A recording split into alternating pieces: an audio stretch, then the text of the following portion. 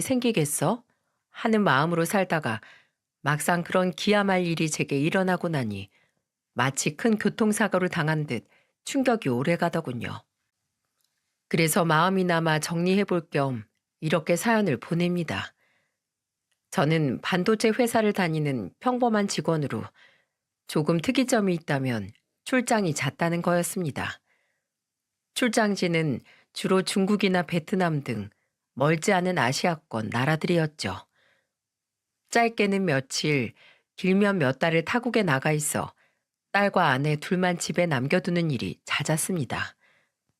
아내에겐 제 일이 오히려 독이 되었던 것 같더군요.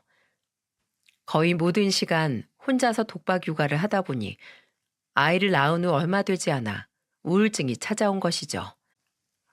아내분께선 외향적이고 여자인 자신으로서의 정체성이 강하신 분입니다. 출산 후 집에서 육아만 하는 자신의 삶이 망가져가고 있다고 여기고 있어요. 아내분 같은 여성은 집에만 있으면 우울증이 더 악화될 가능성이 큽니다. 남편분께서 아내분을 많이 도와주셔야 합니다.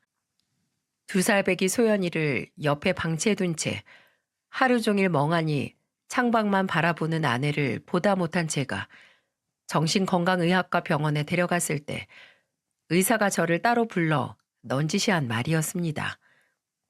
저는 그날 집으로 돌아와 아내와 많은 대화를 나누었죠. 아내는 소연이를 낳기 전처럼 밖으로 일을 다니고 싶다고 이야기했습니다. 저는 고민 끝에 아내와 맞벌이를 하기로 결정을 했어요. 그리고 아직 어린 소연이를 차로 20분 거리에서 혼자 사시던 저희 어머니에게 부탁드리기로 했고요. 어머니는 10여 년 전 아버지가 암으로 돌아가신 이후 쭉 혼자 지내고 계셨거든요. 그렇게 저희 어머니는 평일에는 저희 집에서 생활하시게 되었고 주말에는 다시 본래 집으로 돌아가시는 생활을 반복하게 되었습니다. 처음엔 어머니에게 월에 200만 원씩 보내드렸어요. 하지만 어머니는 도로 절반인 100만 원씩을 매번 돌려보내시더군요. 어머니, 왜 자꾸 돈을 절반이나 다시 돌려보내세요? 가뜩이나 더 못 드려서 죄송한 마당인데 제발 그러지 마세요. 예, 내가 돈이 없어서 소연이를 봐주는 줄 아니? 친정이 먼 우리 며느리 성에 나라도 친엄마처럼 돕고 싶어서 그런다. 그래도 오며 가며 차비랑 내가 알아서 소연이 간식거리 정도는 사야 하니 절반은 받는 거야. 괜히 네 엄마 돈 때문에 아들 집안일 봐주는 시사내미 만들지 말거라. 오히려 저렇게 말씀해 주시는 어머니에게 저는 반드시 나중에 곱절로 잘하겠다고 다짐 또 다짐을 했죠. 한편 소연이를 낳기 전 일하던 백화점 명품 매장에 다시 취업한 아내는 점차 본래의 생기를 되찾아갔습니다. 몇 번 아내가 일하는 곳에 놀러 갈 겸 찾아간 적이 있었는데 백화점 직원들 중 그 누구보다도 상냥하고 친절한 미소로 손님들을 응대하고 있더군요. 집에만 있던 때와는 다르게 아내는 정말 반짝반짝 빛이 났습니다. 그리고 우리 딸 소연이 또한 무탈하고 밝게 무럭무럭 자라주었죠. 그러던 어느 날 퇴근하고 집으로 돌아가니 아내와 어머니가 언쟁을 하고 있더군요. 어머님, 수연이 옷 비싼 거라고 세탁기에 빨지 말고 드라이클리닝 맡겨달라고 말씀드렸잖아요. 내가 다 세탁법 일일이 보고 세탁기에 돌려도 되는 옷이라 돌린 거야. 어머님, 드라이클리닝 권장이라고 여기 표기되어 있잖아요. 소연이가 듣는다. 목소리 좀 낮추지 못해? 그리고 이미 몇 번이나 세탁기 돌렸는데도 멀쩡했다. 평소에 이 옷이 세탁기에 돌아가는지 세탁소에 맡긴 건지 관심도 없던 애가 살림에 대해 나보다 더 잘 안다는 거니? 아휴, 몰라요. 여태까진 운 좋게 멀쩡했나 보죠. 이 옷 잘못돼서 망가지면 어머님 탓이에요, 진짜. 현관을 들어서며 무슨 일인가 싶어 조용히 귀를 기울여 봤더니 글쎄 아내의 말투가 도가 지나친 게 아니겠어요? 아무리 저희 어머니가 친정엄마처럼 아내를 편하게 대해줬다고 한들 어머니에게 저게 무슨 막대 먹은 말인가요? 당신, 지금 어머니한테 그게 무슨 말버릇이야? 여보, 언제 왔어요? 아니, 소연이 저 내가 큰맘 먹고 산 건데 어머님이 조용히 못해? 이미 몇 번이나 세탁기 빨았는데 문제 없었다잖아. 그리고 당신, 어머니가 항상 아무 말 없이 해주시니까 소연이 봐주시는 것도 모자라서 집안일까지 해주시는 게 당연해 보여? 매번 감사하다고 인사를 해도 모자랄 판에 뭐? 다 어머님 탓이에요? 당장 사과드려. 됐다, 됐어. 얘가 일하고 와서 피곤하다 보면 예민해질 수도 있는 거지. 넌 언제 와서 듣고 괜히 난리니? 어머니, 그래도 이 사람이 잘못한 건 잘못했다고 이야기해줘야죠. 당신 뭐해? 얼른 어머니한테 사과드리라니까. 죄송해요, 어머님. 어머님 말씀대로 제가 일하고 왔더니 피곤해서 예민하게 말했나 봐요. 그래도 어머님, 저 옷은 드라이 클리닝이 맞아요. 당신 정말? 그만 됐다니까. 성에도 죄송하다고 하잖니. 너도 목소리 낮춰라. 버릇없는 건 내 앞에서 언성 높이는 너도 똑같아. 저녁 차려놨으니까 둘 다 씻고 와서 밥이나 먹어들. 분명 아내의 잘못이 분명한데 어머니는 그런 아내를 감싸주셨습니다. 하지만 이런 일은 그날뿐만이 아니었어요. 그날을 시작으로 이런 일이 몇 번이나 반복되기 시작했죠. 그럴 때마다 저는 아내에게 화를 냈고 어머니는 아내를 오히려 두둔해 주었습니다. 아내를 감싸주던 건 어머니뿐만이 아니었습니다. 아빠, 엄마는 직장에서 하루 종일 웃고 있느라 집에 오면 일할 때 못 낸 짜증을 더 부리는 거야. 나는 이해하는데 그래도 할머니한테는 그러지 말라고 내가 엄마한테 나중에 잘 얘기할게. 알았지? 그러니까 엄마한테 너무 뭐라고 하지 마. 이게 9살 딸아이 수연이의 입에서 나온 말입니다. 믿겨지시나요? 어머니와 딸이 아내를 감싸니 오히려 화를 내는 제가 더 무안해지더군요. 어머니와 소연이 저 셋 중 제가 제일 미성숙한 인간이 된 느낌이었어요. 그래서 저도 언젠가부터 그냥 아내를 이해하기로 했습니다. 가끔 철없는 막내딸처럼 어머니에게 투정을 부릴 뿐이지 나쁜 사람은 아니었으니까요. 그렇게 시간이 흐르고 소연이는 10살이 되었습니다. 그때 저는 한 달간 베트남으로 출장을 간 전후였습니다. 출장을 마치고 집에 돌아온 다음 날이 마침 소연이의 10번째 생일이었죠. 소연이의 생일날 아내는 매니저로 진급이 될지도 모른다는 소식을 신이 나서 제게 전하곤 출근을 했습니다. 저는 피로를 풀 겸 회사에 하루 연차를 냈었죠. 오랜만에 늦잠을 잔 저는 오후에 늦지막이 일어나 하교하는 소연이를 데리러 갔습니다. 전날엔 너무 늦은 밤에 귀국을 한 터라 잠든 소연이 얼굴밖에 보지 못했거든요. 그런데 한 달 만에 저와 마주한 소연이는 뭔가 달라 보였어요. 아빠, 오셨어요? 평소였다면 하굣길에 발견한 저를 보고는 아빠 하며 달려와 신나게 안겼을 텐데 그날은 왜인지 쭈뼛대며 제게 존댓말을 하더군요. 그래, 아빠 오셨다. 우리 예쁜 소연이 오늘도 학교에서 공부 열심히 했어? 한 달 동안 아빠 안 보고 싶었고? 물론 그때 한 달 만에 본 내가 어색한 건가 벌써 사춘기인가 싶어 대수롭지 않게 넘겼죠. 그리고 그날 저녁이었어요. 어머니는 아내의 퇴근 시간에 맞춰 소연이의 생일상을 차렸고 우린 식탁에 앉아 아내를 기다리고 있었습니다. 그런데 아내는 평소보다 퇴근 시간이 1시간이 지났는데도 집에 오질 않았어요. 저는 어디쯤인가 싶어 아내에게 전화를 걸었죠. 여보세요? 소연 엄마 오고 있어? 어디쯤이야? 아, 여보, 정말 미안한데 나 매장에 일이 생겨서 좀 많이 늦을 것 같아. 그래? 많이 늦는 거야? 애 생일인데 못 빼는 일이야? 대신할 다른 사람은 없고? 어, 나 좀 있으면 매니저로 진급할 수도 있을 것 같다고 했잖아. 이럴 때일수록 더 나서서 열심히 해야지. 그래도 오늘 오랜만에 다 같이 모여서 식사하는 건데, 게다가 우리 소연이 생일이고. 미안해, 여보. 소연이한테도 미안하다고 전해줘. 나 기다리지 말고. 알았지? 어머님께도 죄송하다고 꼭 전해줘요. 아내가 전화를 끊은 후 소연이의 표정은 시무룩해졌어요. 저는 애써 웃으며 소연이를 다독여줬죠. 어머니 또한 저를 거들어 주셨고요. 엄마가 워낙에 능력이 좋아서 회사에서 엄마만 찾나 보다. 그치? 우리 먼저 생일 축하 노래 부르고 밥 먹자, 소연아. 그래, 우리 애기 배고프겠다. 할머니가 소연이 좋아하는 갈비찜 했어. 맛있겠지? 얼른 촛불 끄고 식기 전에 먹자. 평소에 소연이었다면 오히려 자기가 더 나서서 역시 우리 엄마는 능력자라며 더 뿌듯해하고 제 엄마를 두둔했을 텐데 그날은 별말이 없더군요. 아니, 오히려 평소와는 다르게 고집을 부렸죠. 엄마 기다릴래요. 엄마 오면 같이 촛불 끌 거예요. 밥도 먹지 않고 무조건 엄마를 기다리겠다는 소연이는 도통 말려지지가 않더군요.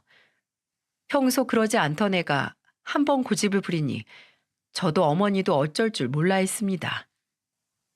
결국 우리 세 사람은 차린 음식 위로 식탁보를 덮어두고 아내가 퇴근하기를 기다리기로 했죠. 하지만 시간이 흘러 음식이 차게 식고 시간이 11시 반이 될 때까지 아내는 오지 않았습니다. 소연애미 아직도 안 왔니? 방에서 잠시 눈을 붙이겠다며 들어가셨던 어머니도 어느새 잠에서 깨어 나오셨죠. 네, 많이 바쁜가 보네요. 전화 한번 해보지 그러냐.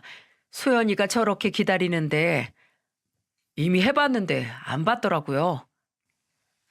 전화를 한 통 더 해볼까 싶었지만 오죽했으면 소연이 생일인데도 이 시간까지 못 들어올까 싶어 방해가 될까봐 저는 휴대폰을 들었다 도로 내려놓았죠. 그때 소연이가 대뜸 울음을 터뜨렸습니다. 아니 소연아, 엄마가 생일을 안 챙겨준 게 그렇게 서러웠어? 생전 안 이러던 아가가 왜 이런다니. 소연아 울지 말거라. 어? 뚝 하자. 네 엄마 곧 들어올 거야. 이 할미가 안아줄게. 어? 아니 도대체 그 어른스럽고 의젓하던 애가 오늘따라 왜 이러는 건지 도통 알 수가 없었죠. 저와 어머니는 영문도 모르고 우는 소연이를 달래느라 진땀을 뺐습니다. 그렇게 10여 분이 지나고서야 그제야 진정이 되는지 소연이의 울음소리가 잦아들더군요. 아빠, 할머니, 내가 비밀 하나 알려드릴까요? 이거 듣고 저 미워하시면 안 돼요. 알았죠? 비밀? 무슨 비밀 말이냐? 소연이 네가 이 할머니한테 비밀도 있었어? 어머니와 저는 어리둥절한 시선을 주고받았죠. 그러거나 말거나 소연이는 저와 어머니에게 재차 다짐을 받았습니다. 저 미워하지 않겠다고 약속해요. 얼른요. 그래, 알겠어. 아빠랑 할머니가 널 왜 미워해, 소연아. 네가 어떤 말을 하더라도 그런 일은 세상에 없어. 아빠랑 할머니가 널 얼마나 사랑하는데. 그래, 아가. 그런 소리 하면 못 써. 약속할 테니 그 비밀이라는 게 뭔지 얼른 말해보렴. 이 할미 궁금해 죽겠다. 우리 두 사람의 확답을 받자 소연이는 망설이다가 자신의 핸드폰을 만지작거리더군요. 그리고 찡하며 이내 제 핸드폰에 진동이 울렸습니다. 제가 보낸 거예요, 문자. 소연이는 자신이 보낸 문자라며 제게 확인해 보라고 말했죠. 제가 문자 메시지 창을 열자 어머니도 고개를 빼꼼 내밀고는 제 휴대폰 화면을 함께 들여다보시더군요. 그런데 소연이가 보낸 문자는 뭐라 말로 형언할 수 없는 충격적인 내용을 담고 있었어요.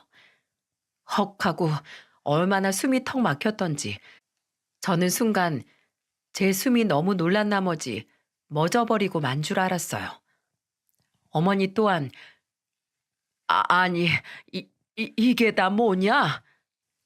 하고 말조차 제대로 내뱉지 못하고 더듬으며 기함을 했습니다. 정말이지 지금도 그때를 떠올리면 다시금 심장이 쿵하고 내려앉는 것 같아요. 그만큼 그 문자는 그때까지 제 인생을 송두리째 바꿔놓을 만큼의 파장력을 가지고 있었습니다. 그게 뭐였냐면 말이죠. 그건 한 메신저 대화방의 캡처 사진이었어요. 대화 상대 이름은 김정훈이라고 되어 있더군요. 자기 조심히 들어가요. 성혜 씨도요. 어제 당신이 밥 먹는 모습이 너무 예뻐서 나도 모르게 사진을 찍어버렸지 뭐예요. 이거 봐요. 예쁘죠? 으, 진짜 팔불출. 이런 거 찍었다가 자기 와이프가 보면 어쩌려고 그래요. 내 눈에 얼른 담고 지우면 되죠. 잘 자요. 이 역겨운 대화 내용에 써 있는 이름 들으셨나요? 성혜 씨, 한성혜. 바로 제 아내의 메신저 대화창이었습니다. 혹여 아니라고 부정하고 싶었지만 그 남자가 보낸 사진, 그건 바로 누가 봐도 낯선 베개를 베고 잠든 내 아내 성혜의 얼굴이었어요. 소연이, 너 이거 어디서 났어? 며칠 전에 엄마가 씻을 때 엄마 핸드폰 가지고 놀다가 그때 봤어요. 그래서 얼른 캡처해서 제 핸드폰으로 보내놨어요. 이거 가지고 있다가 엄마한테 나중에 물어보려고 했는데 못 물어봤어요. 뭐라고? 그리고 아빠, 엄마 무서워요. 내 앞에 있는 사람이 내 아빠인데 그 아저씨 뭐예요? 그 아저씨가 제 진짜 아빠인 거예요? 아님 지금 내 앞에 있는 사람이 아빠인 거예요? 저 너무 헷갈려요. 전 충격을 받았습니다. 이제 10살밖에 안 되는 애에게 정신적으로 혼동을 줬다는 것과 도대체 우리 아빠가 누구냐는 소리를 듣고 전 숨이 탁탁 막힐 뻔했습니다. 수연이는 겨우 그친 울음보를 금방이라도 다시 터뜨릴 듯 다시 울먹였습니다. 도대체가 이게 무슨 상황인지 이해가 가질 않았어요. 아침까지만 해도 사랑한다고 오랜만에 만나서 너무 좋다고 출근했던 제 아내이거든요. 무려 10년 넘게 살을 맞대고 산 누구보다 믿었고 그리고 누구보다 서로 사랑한다고 믿었던 제 아내였는데 말이죠.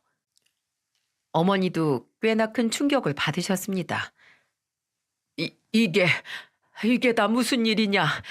아이고, 부처님, 아버지. 어머니 또한 이 상황을 받아들이기 힘드신 듯 중얼중얼 하시더니 아예 바닥에 주저앉아 버리셨어요. 그럴 만도 했죠. 어머니는 아내를 정말 친딸처럼 대하고 아끼셨으니까요.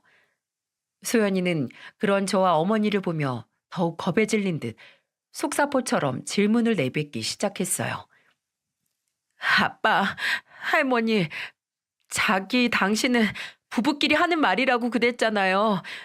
그래서 엄마랑 아빠랑 여보, 당신 하는 거라고.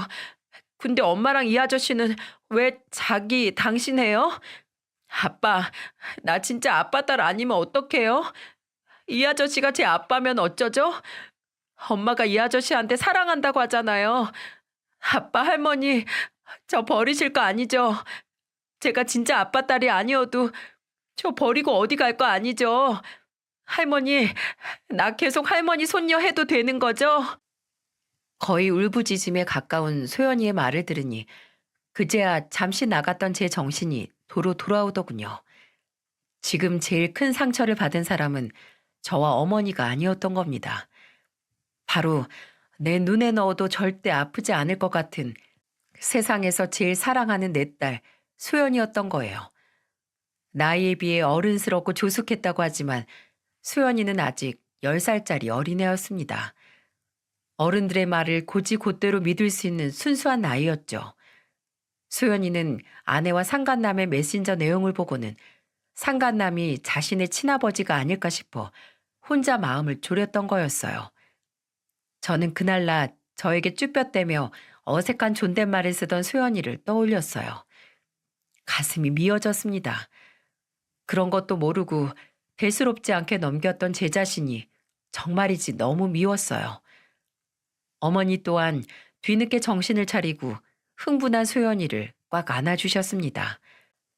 그리고는 결국엔 다시 울음을 터뜨린 소연이의 뒷머리를 계속해서 쓰다듬어 주셨죠.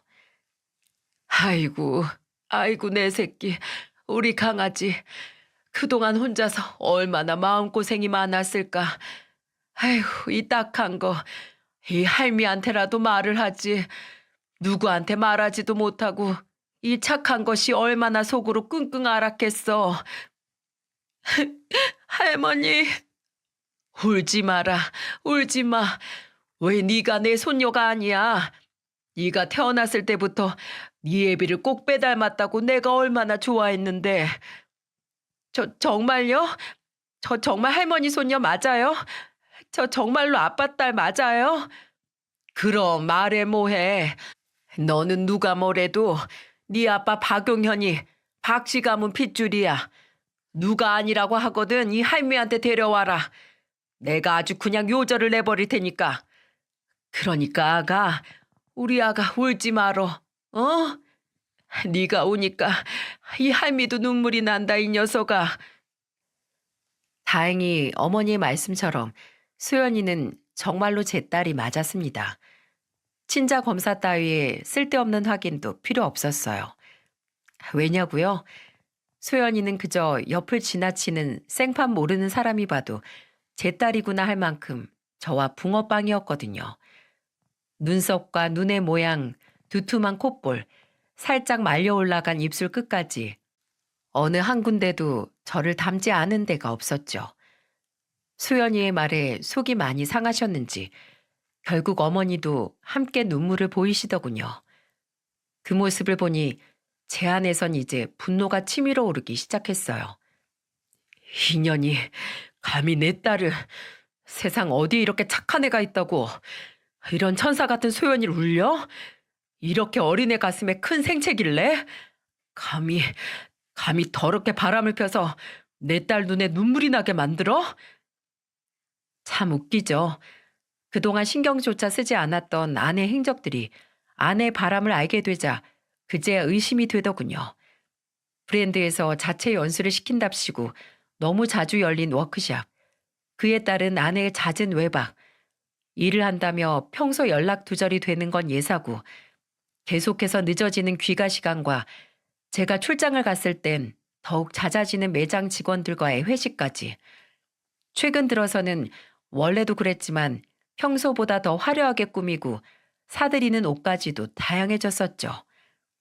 우리의 생활비는 뻔한데 어디선가 자꾸 사오는 명품 브랜드 옷가지들도 다 어디서 났나 했더니 다 그놈의 빌어먹을 상간남이 사줬겠구나 싶었습니다. 의심은 곧 확신으로 바뀌었죠. 저는 그날 밤 놀란 어머니와 소연이의 짐을 간단하게 싸서 어머니의 집으로 태워다 주었습니다. 어머니, 당분간만 이 집에서 소연이랑 지내주세요. 소연이 학교에는 제가 말해 놓을 테니 당분간 학교에 보내지 말고 어머니 집에서 소연이를 좀 돌봐주세요. 오래 걸리지 않게 할게요. 그거야 상관없다만 어쩌려고 그러니? 우리 소연이 눈에 눈물 나게 했으면 자기 눈엔 피눈물이 나게 해야죠. 아이고, 이게 웬 난린지. 나도 정신이 없어 뭐라고 말을 못하겠다. 일단 얼른 돌아가거라. 나는 소연이 좀 달래서 재워야겠다. 그렇게 어머니와 소연이를 들여보내고 저는 다시 집으로 돌아왔습니다. 집으로 돌아오니 그새 아내가 귀가해 씻고 욕실에서 나오고 있더군요. 어머님하고 소연이는? 식탁에 음식들 다 그대로 있던데? 아내는 태연하게 머리에 물기를 젖은 수건으로 닦으며 제게 물었어요. 저는 그날도 분명 아내가 그놈과 함께 있다 왔을 거라고 확신했어요. 한 번 의심을 하기 시작하니 보이지 않던 것이 보인다고. 아내에게선 샴푸향과 동시에 아주 미약하게 술 냄새가 났거든요. 평소 아내를 철석같이 믿고 있던 저라면 절대 눈치채지 못했을 만큼 아주 미약하게요. 저는 딸의 생일마저 참지 못하고 짐승처럼 제 감정만 앞세워 그놈과 사랑 노름을 하다 들어온 아내가 역겨웠습니다. 그리고 사진 속 낯선 베개를 베고 자고 있던 아내의 얼굴을 떠올리니 구역질이 밀려오더군요. 참자, 지금은 참아야 해. 저는 치밀어 오르는 역겨움을 애써 삼키며 아무 일도 없었다는 듯 대답했죠. 어, 어차피 이번 주말 내내 당신 일하잖아. 나도 이번 출장은 너무 고돼서 어머니한테 이번 주말만 수연이 좀 어머니 댁에서 봐달라고 부탁해놨어. 집에서 아무것도 안 하고 푹 좀 쉬려고. 음식은 덜어가서 어머니 집에서 먹었어. 식탁의 음식들은 내가 내일 치울게. 그래? 케이크도 그대로 있던데? 어머니가 케이크를 또 사놓으셔서 그걸로 축하 파티 했어. 저건 다음에 먹으면 되지 뭐. 그랬구나. 아무튼 웬일이야? 당신 정말로 힘들었나 보네. 평소엔 소연이랑 노는 게 휴식이라고 쉬는 날에 절대 안 떨어져 있으려고 하더니 어디 사랑하는 우리 남편 얼굴 좀 보자. 주름이 얼마나 늘었나? 다른 놈과 놀아나고 집에 돌아와서 제게 사랑을 속삭이는 모습이라니 참으로 가증스럽더군요. 저는 일찍 누워 잠든 척을 했고 다음 날 아내가 출근하자마자 미리 알아둔 흥신소에 연락해 아내와 상간남에 대해 샅샅이 조사해달라는 의뢰를 맡겼습니다. 그리고 아내는 그 주에도 회사 워크숍이 있다며 뻔뻔하게도 2박 3일 동안 집을 비우더군요. 수연이가 어머니 집에 왜 갔는지는 제게 물어보지도 않고요. 그리고 얼마 지나지 않아 흥신소에서 연락이 왔습니다.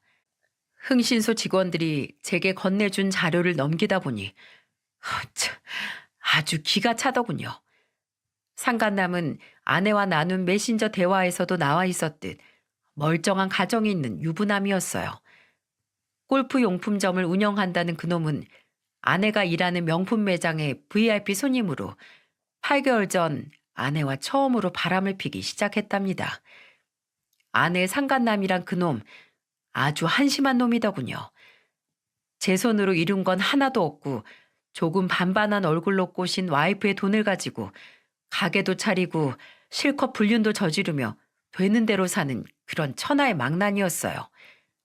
처가의 돈을 펑펑 쓰며 자기 와이프에겐 영업을 하러 골프 라운딩을 다녀야 한다고 둘러댄 채 그동안 제 아내와 이곳저곳 놀러 다녔던 겁니다.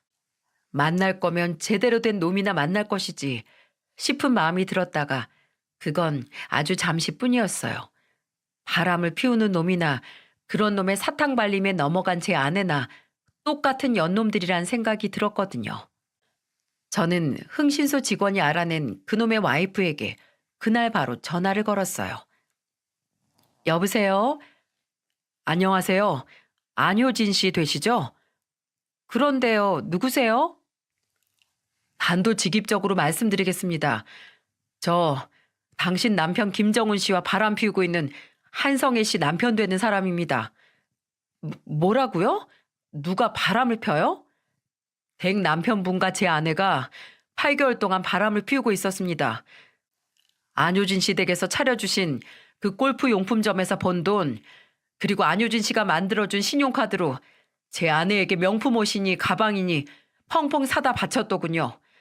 김정훈 씨, 요즘 들어 영업한답시고 라운딩 자주 나가지 않던가요? 제 아내는 그렇게 회사 워크숍, 회사 모임에서 가는 여행이 많아지더군요. 안효진 씨, 남편분에게 농락당하고 계신 거예요. 저처럼요. 당신, 지금 당신이 무슨 말 하고 있는지는 알아요? 지금 하는 말 전부 다 책임질 수 있어요? 증거들은 다 가지고 얘기하고 있는 거예요? 증거라면 얼마든지 가지고 있어요. 원하시면 만나서 전부 보여드릴 수 있습니다. 일단 만나서 얘기하시죠. 크게 놀란 그놈의 와이프는 곧장 제게 만나자고 이야기했어요. 그리고 근처 카페에서 만난 그녀는 제가 보여준 모든 증거들을 보자마자 부들거리며 손을 떨기 시작했죠. 그녀의 입에선 분노에 찬 목소리가 흘러나왔습니다. 지금 이 둘 서울 호텔에서 희희낙낙거리고 있다고 했죠? 네, 서울 5성급 호텔에서 신나게 호캉스를 하고 있다고 하더군요. 오늘 저녁 호텔 레스토랑 예약자 명단에도 김정훈 씨 이름이 있었어요. 앞장서요. 가죠. 지금 바로요? 네, 바로요. 당장 가요. 제가 아주 가서 개박살을 내버릴 테니까. 이를 부득부득하는 그 여자를 보니 제가 다 오금이 저리더군요. 우린 그 여자의 차를 타고 호텔 레스토랑으로 향했습니다. 레스토랑 안으로 들어가니 두 년놈들은 우리에게 불륜 사실이 발각될 줄은 꿈에도 모르고 신나게 스테이크를 썰고 있더군요. 와인도 한 잔씩 하면서요. 아내의 옆자리에 가지런히 놓인 가방을 보니 눈이 참 뒤집히더군요. 그놈이 사준 가방들도 많을 텐데 하필 그날 아내 옆에 있던 가방은 작년 결혼기념일 제가 사준 명품백이었습니다. 제가 피땀 흘려 사준 그 가방을 들고 다른 놈과 바람을 피러 호텔에 온 거예요. 제가 그년에게 달려들려던 순간이었습니다. 촥! 아이, 뭐야? 누가, 여보! 그놈의 와이프가 저보다 먼저 발걸음을 멈추지도 않고 성큼성큼 테이블로 다가가 그놈 옆에 있던 와인잔에 와인을 그놈 얼굴에 부어버린 겁니다. 욕짓거리를 내뱉으려다 제 와이프의 얼굴을 본 그놈의 얼굴은 사색이 되었죠. 그리고 그놈의 맞은편에 앉아 가증스럽게 수줍은 미소를 걸치고 있던 제 아내 또한 저를 발견하고는 그 자리에 굳어버렸습니다. 여보, 소연 아빠, 여긴 어떻게... 저는 싸늘하게 아내를 내려다봤죠. 이리저리 누나를 굴리며 빠져나갈 궁리를 하고 있는 아내를요. 여보, 효진아, 잠깐만 이것 좀 놔봐. 내가 잘못했어. 좀, 이 주제도 모르는 놈이 누구 덕에 호의호식하고 사는 줄도 모르고 바람을 펴? 그것도 2년 한 명도 아닌 여러 년이랑? 놓긴 몰라. 넌 이 명줄이나 오늘 영원히 놓을 줄 알아. 이 버러지 같은 놈아. 그리고 저와 아내 옆에선 이미 난장판이 벌어지고 있었어요. 그놈의 와이프는 보통이 아닌 여자였어요. 어디에서 그런 힘이 나오는지 한 손으로 그놈의 머리채를 쥐고 우악스럽게 흔들고 있더군요. 그놈은 이러지도 못하고 저러지도 못하고 나봐만 되풀이하며 악을 써대고 있었죠. 레스토랑 안 사람들의 이목이 우리에게로 집중되기 시작했고 아내는 창피한지 가방으로 자신의 얼굴을 가리더군요. 그리고는 제게 여보, 나가서 얘기하자 라며 속삭였습니다. 저는 저를 붙잡은 아내의 손을 탁 쳐냈죠. 그리고 아내의 얼굴을 가린 가방을 빼앗아 지퍼를 열고 소지품을 바닥으로 모조리 쏟아내버렸어요. 여보, 뭐 하는 거야? 이거 내가 사준 가방이잖아. 그것도 결혼 기념일 선물로. 내가 준 가방을 들고 그것도 호텔로 바람을 피우러 와? 당신 가지고 있는 거, 걸치고 있는 거, 그리고 내 집에 있는 모든 것들 하나도 빠짐없이 나한테 주고 몸만 나가야 할 거야. 내가 그렇게 만들 거거든. 마음 같아선 당신 몸도 성치 않게 내보내고 싶은데 그래도 내가 당신, 소연이 엄마라서 그거 하나 때문에 참는 거야. 저는 그 말을 마치고 한참 난리가 난 상간남과 그놈의 와이프, 그리고 아내를 뒤로하고 레스토랑을 빠져나오려고 했습니다. 그때 아내가 다급하게 제 팔을 붙잡았어요. 그리고 제게 애원을 하기 시작했죠. 여보, 내가 잘못했어. 미안해. 나 한 번만 봐줘. 내가 이렇게 싹싹 빌게. 저 사람이랑 만난 지 얼마 안 됐어. 정말이야. 그냥 밥만 몇 번 먹었어. 우리 매장 VIP 손님이라 집에 가서 이야기하자. 우리 소연이를 봐서라도 내 얘기 한 번만 들어줘. 아내 입에서 소연이의 이름이 흘러나온 그 순간 정말 참을 수가 없더군요. 저는 손을 올려 아내, 그년의 따귀를 날려버렸습니다. 얼마나 소리가 컸던지 짝 소리가 레스토랑 전체를 울리더군요. 제게 처음으로 맞은 아내는 두 손으로 뺨을 부여잡고 충격받은 눈으로 저를 바라봤습니다. 야, 한성애. 넌 내가 요절을 내고 싶은 거 간신히 참고 있는 거야. 알아? 너희들이 8개월 동안 붙어먹은 거 나 다 알고 왔어. 네가 어디서 감히 우리 소연이를 입에 올려. 소연이는 진지가 알고 있었어. 민현이 바람 피우는 거. 소연이가 울면서 나랑 어머니한테 자기가 내 딸이 맞냐고 묻더라. 제발 자기 버리지 말아달래 울면서. 그게 어린애 입에서 나올 말이야? 남자의 눈이 뒤집힌 니년 때문에 우리 소연이가 평생 지워지지 않을 상처를 받았다고. 알아? 소연이 이름 또 그 더러운 입에 올려봐. 그땐 그 입을 찢어버릴 테니까. 저는 그 말을 끝으로 아직까지 신나게 상간남의 머리채를 휘어잡고 있는 그놈의 와이프에게 눈짓으로 인사를 한 채 레스토랑을 나왔습니다. 제게 마찬가지로 눈인사를 한 그놈 와이프의 목소리가 제 뒤통수에 쩌렁쩌렁하게 울리더군요. 저는 그 상간남은 제 손으로 직접 처리를 하지 않아도 이미 인생 망했겠구나 싶어 마음이 조금 가벼워졌습니다. 그렇게 그 여자와 우린 짧은 시간 안에 인간 같지도 않은 그것들을 응징했습니다. 그날 아내는 울며 불며 집 문을 두드려댔지만 이미 비밀번호까지 바꿔버린 전 그러거나 말거나 음악을 크게 틀고 못 들은 척 문을 열어주지 않았어요. 아마 조용해진 걸 보니 추위를 못 이기고 어딘가로 갔겠죠. 그리고 다음 날 저는 아내의 일터로 찾아갔습니다. 여보, 나 용서해주러 온 거야? 아내는 무슨 희망 회로를 돌린 건지 말도 안 되는 소리를 제게 짓거렸어요. 그러거나 말거나 저는 큰 소리로 아내의 상사인 매장 책임자를 찾았습니다. 성혜 씨 남편분 아니세요? 여긴 어쩐 일이세요? 저는 왜 그렇게 찾으시는지. 오랜만입니다.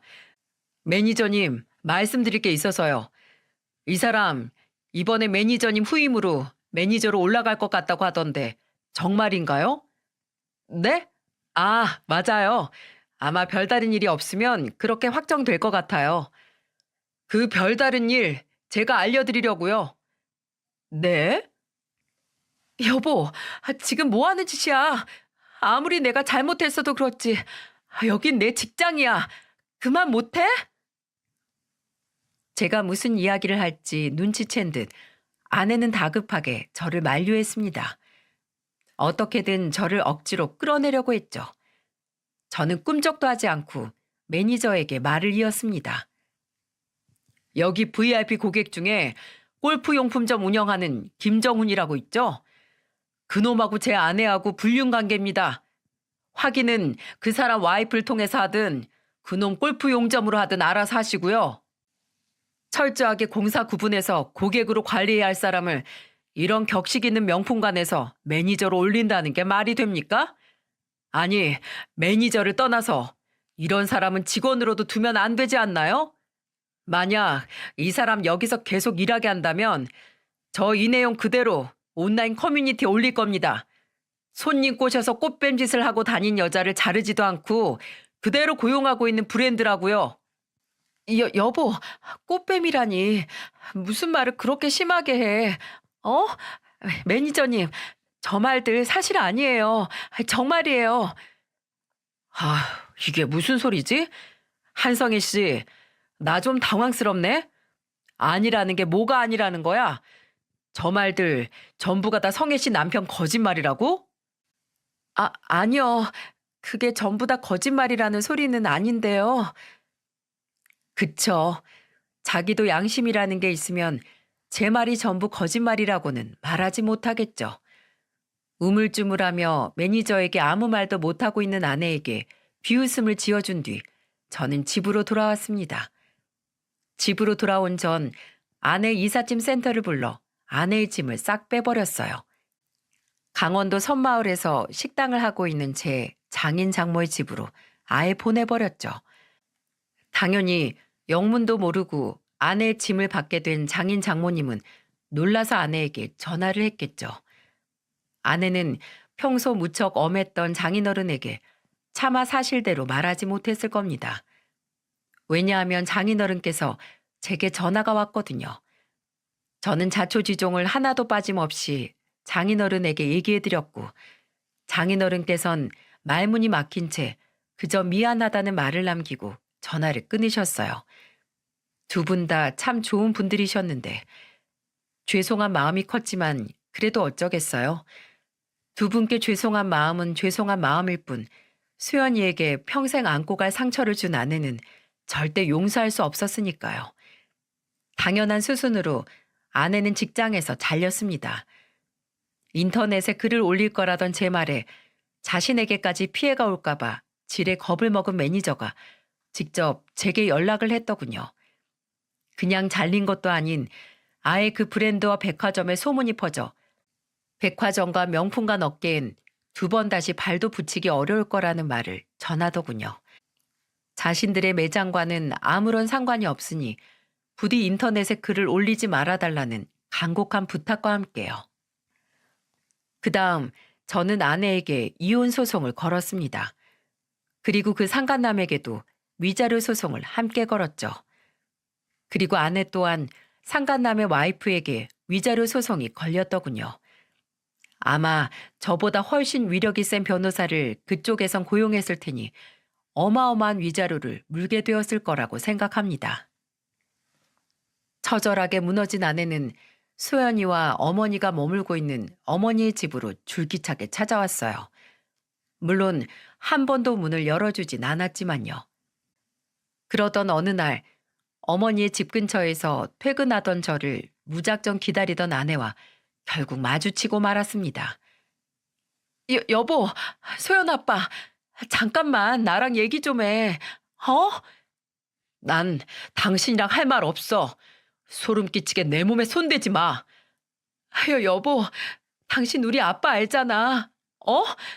나 친정에서도 쫓겨났어. 우리 부모님이 친정집에 한 발자국이라도 들이면 나 호적에서 파버리겠대. 여보, 나 돈도 없고 매장에서도 잘린 거 알잖아. 다 당신이 그렇게 만들었잖아. 나 월세 30만 원짜리 창문도 없는 고시원에서 지내. 제발 나 진짜 죽은 듯이 살게. 당신하고 소연이만 보고 살게. 제발 한 번만 용서해줘. 어? 고시원에 곰팡이도 있고 바퀴벌레도 나온단 말이야. 나 거기서 못 살아. 정말이지. 끝까지 철없는 소리만 해대는 아내에게 먼지만큼 남아있던 정도 다 털리더군요. 제가 아내를 무시하고 지나치려던 그때였어요. 현관문이 열리며 수연이와 어머니가 모습을 드러내는 게 아니겠어요? 수연아, 어머님. 소연아, 왜 나왔어? 얼른 들어가. 소연아, 우리 딸 소연아, 엄마 안 보고 싶었어? 엄마 소연이가 다 아는 줄 몰랐어. 엄마한테 먼저 얘기해주지. 그러지 그랬어 우리 딸. 왜 이렇게 마른 것 같지? 엄마 보고 싶어서 밥도 안 먹고 있는 거 아니야? 아내는 저에게서 소연이에게로 타겟을 바꾸기로 마음먹었는지 소연이에게 한껏 매달리더군요. 엄마라는 이름을 잔뜩 앞세우면서요. 그런 아내를 제가 제지하려던 찰나였습니다. 촥! 언제 들고 나왔는지 어머니가 양동이에 찬물을 받아가지고 나와 아내의 얼굴에 끼얹어 버렸어요. 아내뿐 아니라 저 또한 순간 벙쪘죠. 어머니는 항상 아내의 편에 서서 아내에게 져주시던 분이셨으니까요. 어머니는 화를 애써 내리누르는 목소리로 엄하게 말씀하셨어요. 예, 너 어디서 지금 우리 소연이한테 엄마 행세야? 네가 소연이 엄마로서 도대체 뭘 했는데? 애를 예뻐하기만 했지. 네가 소연이 밥을 제대로 챙겨주길 했어. 옷을 빨아서 입혔어. 주말에도 네가 힘들단 핑계로 애한테 인스턴트 음식이나 배달 음식만 먹인 거 내가 모를 줄 알았어? 내가 그래도 그동안 너를 봐준 건 네가 소연이 엄마니까, 그리고 내 아들 아내니까, 우리 가족으로서 내가 품어서인 거야. 근데 너 지금 네가 뭐니? 소연이 애미라고는 입에 올리지도 못하겠고 내 아들 반려자도 아니고 내 며느린 더더욱 아니잖니. 근데, 근데 여기가 어디라고 뻔뻔하게 찾아와. 썩 안 꺼져? 아내는 낯선 어머니의 모습이 무서웠는지 수연이의 옷깃을 부여잡고 아이의 뒤에 숨어 벌벌 떨더군요. 정말 애엄마라는 사람이 아이 뒤에 숨어서 떠는 꼴이라니 한심하기 이를 데가 없었습니다. 저는 그런 아내를 소연이에게서 거칠게 떼어놓았죠. 그만 좀 해, 당신. 지금 진짜 추한 거 알아? 애 앞에서 이게 무슨 추태야? 저는 빨리 이 상황에서 벗어나게 해주고 싶은 마음뿐이었어요. 그래서 소연이와 어머니를 데리고 얼른 집으로 들어가려고 했죠. 그때 소연이가 저를 붙잡고 고개를 도리도리 내저었습니다. 그리고 제 엄마 앞으로 가서 글쎄 이렇게 말을 하더군요. 엄마, 나 엄마 하나도 안 보고 싶었어. 어차피 엄마 평소에도 집에 잘 없었잖아. 오히려 맨날 출장 다니던 아빠가 쉬는 날 내 옆에 더 많이 있어줬는걸? 나 평소처럼 할머니랑 아빠랑 잘 지내고 있어서 밥 잘 못 먹을 일도 없었어. 오히려 나 엄마를 생각하면 화가 나는걸? 나한테 상처를 준 건 용서할 수 있지만 할머니랑 아빠한테까지 상처 준 엄마는 용서할 수 없어. 그래서 엄마 있지? 2번 다시 나 엄마 안 보고 싶어. 더 이상 찾아와서 아빠랑 할머니 힘들게 하지 말아요. 알았지? 이제 가. 나 아빠랑 할머니랑 저녁 먹어야 돼.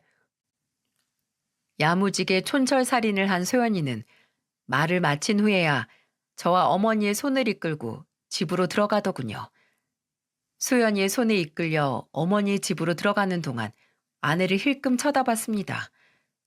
아내는 소연이의 2번 다시 보고 싶지 않다는 말에 적잖은 충격을 받았는지 그 자리에 망부석처럼 굳어 있었어요. 그 난리를 치던 사람이요. 그게 아내의 마지막 모습이었습니다. 그 뒤로 아내는 더 이상 우리를 찾아오지 않았거든요. 중요한 건 아내에게 내려진 저에게 매달 60만 원씩 양육비를 보내라는 법원의 판결까지 1년째 강간무소식이라는 겁니다. 2손 2발 멀쩡한 사람이 아르바이트 하나 구하지 못한 것도 아닐 텐데요. 그래도 여유가 생기면 보내기 시작하겠지 싶어 마지막 남은 정으로 1년 동안 기다려줬건만 아직도 아무런 소식이 없네요. 그래서 저는 결국 아내에게 양육비 청구 소송을 다시 걸 작정입니다. 그까짓 돈 60만 원 있어도 그만 없어도 그만이지만 괘씸해서 그대로 두기 싫더군요. 딸과 저를 배신한 대가 지구 끝까지 쫓아가서 청구할 생각입니다. 여기까지가 최근까지 제게 일어났던 일들입니다. 글로 이렇게 담담히 정리를 했지만 사실 이 모든 일을 겪어오며 참 마음이 힘들었어요. 어찌됐든 제가 오랫동안 부부로 살아왔던 사람이고 살을 부대끼며 살았고 제 아이의 엄마였으니까요. 얼마 전 읽던 책에서 한 스페인 속담 하나를 읽었습니다. 항상 맑으면 사막이 된다. 비가 내리고 바람이 불어야만 비옥한 땅이 된다. 라는 말이었죠. 제 인생에 이런 거센 폭풍과 비바람이 불었으니 제 인생 또한 전보다는 더 단단하고 비옥해졌을 거라고 저는 믿기로 했습니다. 왜 그런 말도 있잖아요. 사람을 강하게 만드는 것은 고난이 아니라 다시 일어서는 것이라고요. 저는 어떠한 풍파와 고난이 닥친다 하더라도 우리 딸 소연이를 지켜줄 겁니다. 왜냐고요? 아빠니까요. 제 사연을 들어주신 여러분의 인생에도 많은 풍파와 희노애락이 있으셨을 겁니다. 하지만 저처럼 여러분이 걸어온 길들 또한 여러분의 인생을 더욱 단단하고 비옥하게 만드는 길이었을 거라고 모두 믿고 힘을 내서 살아가셨으면 좋겠습니다. 저의 긴 사연 들어주셔서 정말 감사드립니다.